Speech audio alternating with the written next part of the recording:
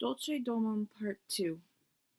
It was close and airless, and the earthy smell was strong. The mole struck a match, and by its light the rats saw that they were standing in an open space. The space was neatly swept and sanded underfoot. Directly facing them was Mole's little front door, with Mole End painted in Gothic lettering over the bell pull at the side. Mole took down a lantern from a nail on the wall and lit it, and the rat, looking round him, saw that they were in a sort of forecourt. A garden seat stood on one side of the door, and on the other a roller. A forecourt is a small courtyard or space in the front of a home. A roller is a heavy metal or stone cylinder used to flatten and level the ground. Since moles like to burrow and tunnel in the ground, what effect do you think moles have on a yard? What do you think of Mole having a roller? Down one side of the forecourt ran a skittle alley, with benches along it and little wooden tables. Skittles is a long game similar to bowling, and the skittle alley is like a bowling alley except outside on a lawn. In the middle was a small round pond. Mole's face beamed at the sight of all these objects.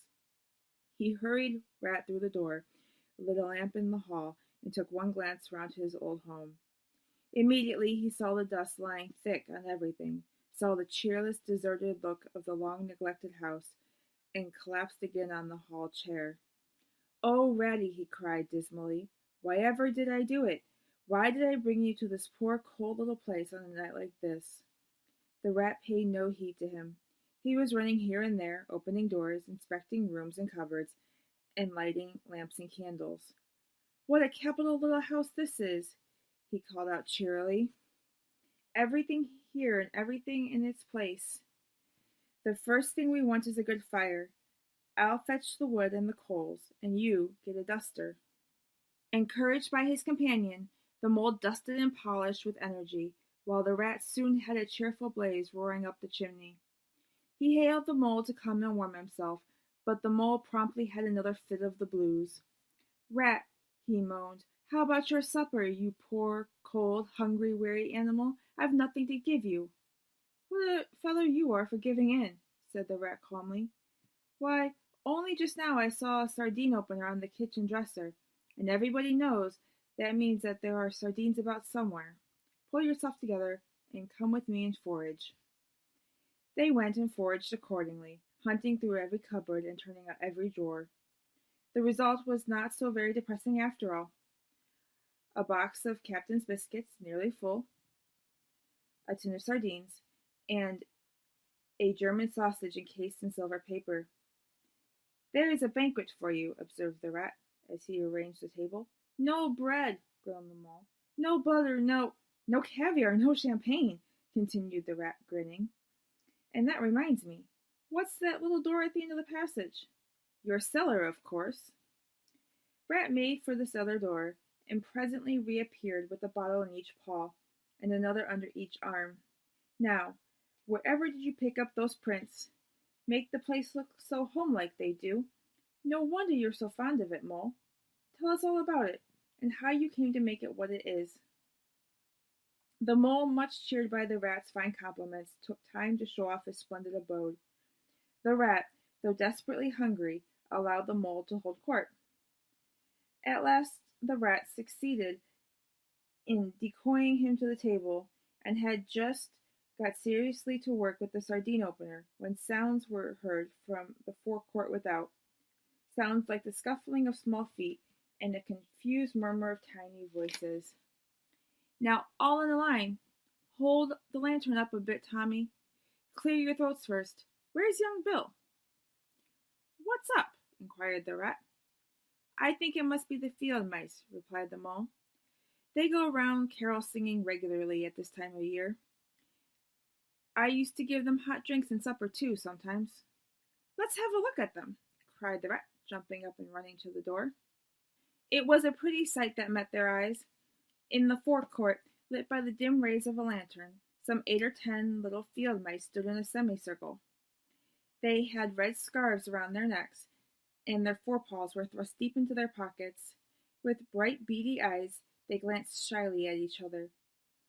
As the door opened, one of the elder ones that carried the lantern proclaimed, "Now then, 1, 2, 3," and forthwith their shrill little voices rose up into the chill night air.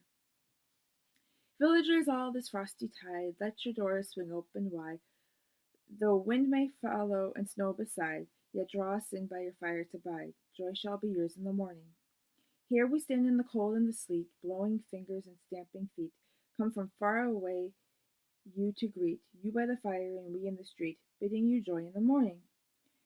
For ere one half of the night was gone, sudden the star has led us on, raining bliss and benison, bliss tomorrow and more anon, joy for every morning." The voices ceased, the singers exchanged sidelong glances, but for a moment only. Then, from up above and far away, down the tunnel they had so lately traveled, came the sound of distant bells, ringing a joyful and clangorous peal. "Very well sung, boys," cried the rat heartily, "and now come along in and warm yourselves." "Yes, come along, field mice," cried the mole eagerly. "This is quite like old times. Shut the door after you. Pull up that settle to the fire. Now, you just wait a minute while we—" "Oh, Ratty!" he cried in despair. "We've nothing to give them." "You leave all that to me," said the masterful rat. "Here, you with the lantern, I want to talk to you. Now tell me, are there any shops open at this hour of the night?" "Why, certainly, sir," replied the field mouse respectfully. "At this time of the year our shops keep open to all sorts of hours." "Then look here," said the rat. "You go off at once, you and your lantern, and you get me—" Here much muttered conversation ensued, such as "fresh, mind. No, a pound of that will do. If you can't get it there, try somewhere else. Yes, of course, homemade." Finally, there was a chink of coin passing from paw to paw. The field mouse was provided with a basket for his purchases, and off he hurried. The rest of the field mice, perched in a row on their settle, their small legs swinging, gave themselves up to the enjoyment of the fire. The rat, meanwhile, was busy examining the label on one of the bottles. "I perceive this to be ginger beer," he remarked approvingly. "The very thing. Now we shall be able to mull some ginger beer. Get the things ready, Mole, while I draw the corks." It did not take long to prepare the brew, and soon every field mouse was sipping and coughing and choking. For a little mulled ginger beer goes a long way. And wiping his eyes and laughing.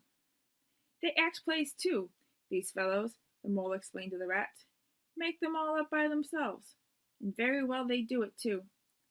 They gave us a capital one last year, about a field mouse who was captured at sea by pirates. Here, you were in it. Get up and recite a bit." The field mouse addressed got up on his legs and giggled shyly, looked around the room, and remained absolutely tongue-tied. His comrades cheered him on. Mole coaxed and encouraged him, and the rat went so far as to shake him, but nothing could overcome his stage fright. The now mute field mouse was saved from further encouragement by the sound of the door opening.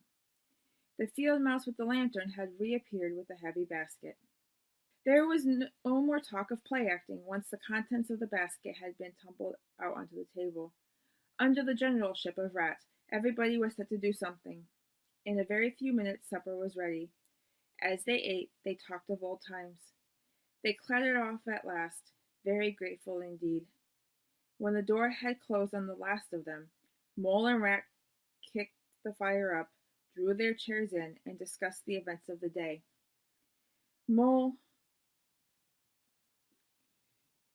At last, the rat, with a tremendous yawn, said, "Mole, I'm ready to drop. That your bunk over on that side? Very well, then. I'll take this." Rat clambered onto his bunk and rolled himself well up in the blankets as the slumber gathered him in.